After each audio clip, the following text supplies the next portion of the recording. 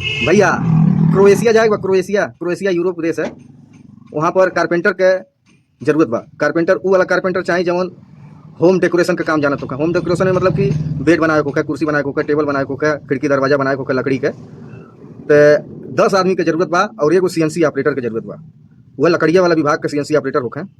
तो भैया ओमन सैलरी बा 1000 यूरो। 1000 यूरो डॉलर से बहुत बेसी होला थोड़ा। तो ओमन रहले के भी व्यवस्था दी कंपनी, और का नाम है साधन दे अइले गइले के पूरा व्यवस्था बा।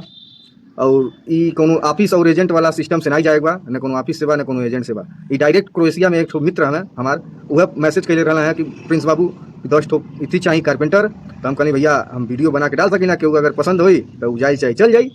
तो वह मैसेज कैले रहा है कि 10 ठो कारपेंटर चाहिए, एगो सीएनसी ऑपरेटर चाहिए।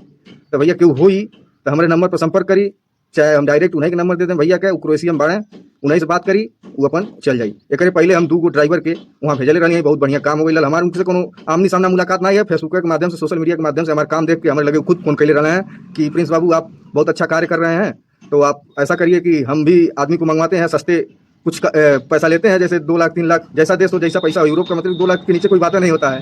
हाँ, तो वो भी अपना कमाते होंगे, उससे हमको कोई लेना देना नहीं है। हमको तो केवल सेवा भाव है। इसलिए हम आपको बोल रहे हैं कि अगर आप कारपेंटर का काम जानते हो तो आप संपर्क करें। धन्यवाद।